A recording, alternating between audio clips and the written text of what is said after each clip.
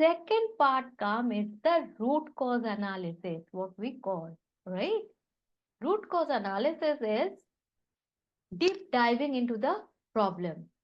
Why at all this customer had to complain? If the signal has dropped, why has the signal dropped?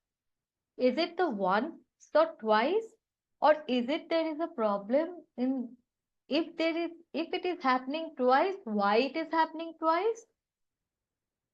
Because of the signal problem, that particular area. If it is that particular area, then from when is that area affected and why is that area affected? Like that, we go ahead and we deep down, right? And we call that process 5Y, another tool in quality tools, right? We use that. 5Y is a measure, rather. 5Y is a measure method we follow. So, over there, what we do after deducing into 5Y, we get our answer. This is the reason, and that's why this problem is arising, right? So, after deep diving, after doing this root cause analysis, now several other tools, like as I was talking about Fishbone, Pareto, or whatever appropriate at that point, we will use it and we will deduce the resolution. And after uh, doing the proper analysis, we will submit a report to the operations. So many complaints raised from this to this date. Reason is this need to be fixed, and if it is related to process, we will highlight that there is a process gap. If it is related to some of the advisors who are handling complaints or who are taking calls, we will go ahead, we will ask operations to pull them off or to go ahead and give the further training and go or sit with them as coach them to eradicate this issue so that we prevent issue getting repeated. So far, I hope I am able to give you some clarity about what is quality and how quality works in real industry. If so, and if you are liking this, do go ahead and do type quality.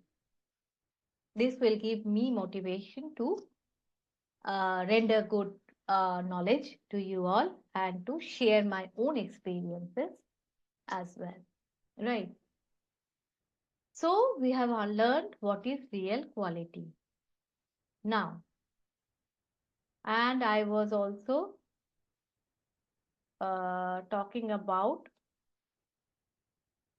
real quality workflow that I've already talked about. Understand the process, identify problem, apply root cause thinking, fix the system and prevent reoccurrence.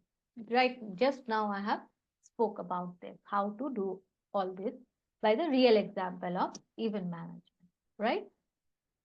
Now, root cause thinking, that was I was talking about. Ask why repeatedly and find the real process gap, if at all there is any process gap, but do not blame people.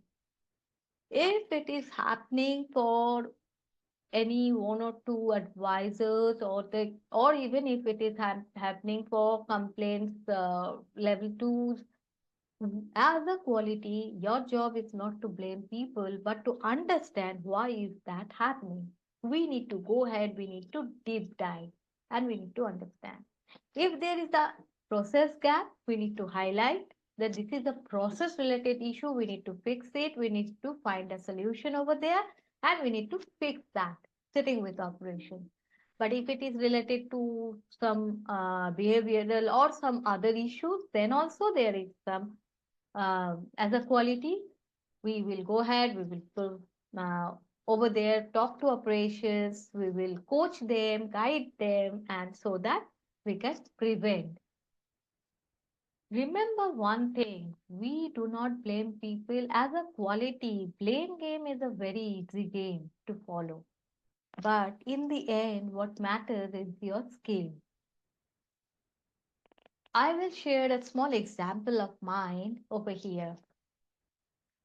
When I was as an auditor, when I was dealing with those cases. As a regular part, my job is to audit and give us a feedback. And everybody will not welcome the positive feedback, everybody will welcome. But if it's a negative one, then everybody will not welcome, right? So you get a negative impact as well. So one of the case I will tell that the person whom I have rendered that the feedback was not happy, and he wrote me a mail, and it was not a very good tone. It was not actually a very good tone, but I keep my calm. Everybody in my team, they told this is something you should react immediately, you should immediately call him, you should immediately do. I told no. My work is not to do such things, to blame him or to demotivate him or to yeah, definitely. Sometimes I need to be very harsh so that he or she improves, but that is a separate thing. Here, I need to make that guy understand why a negative feedback is being given so that he improves, and in return, the process improves. If I go ahead and if I take a serious action, that will actually not benefit anybody, right? So what I did, instead of that, I wrote a mail with a proper understanding that I understand what is your concern, but these are the reasons. Point 1, 2, 3, 4. This is the reason why this negative feedback is being passed on to you. If you still feel that you are not satisfied or you couldn't understand, I am free to take that call. Please book a slot with me and I will go ahead and we will sit together and we will find out the best possible way to solve this. And you know what happened after that mail? That guy didn't told anything, didn't reply to my mail, didn't even book anything. And even I was waiting, but I didn't spoke anything to him. 7 days, 15 days went, and after 15 to 20 days, that guy wrote a mail to me and told, I'm sorry, I didn't understand that time, but actually you are correct. This is the process and that's how it should be followed. So what do you understand by this? Blaming people, slamming them is not going to benefit anybody.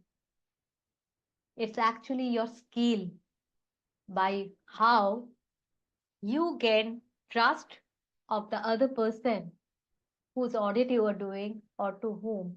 You are there as a teacher to make them understand that I am not a rude or harsh teacher who is here to just do a right or wrong. No, I'm not that.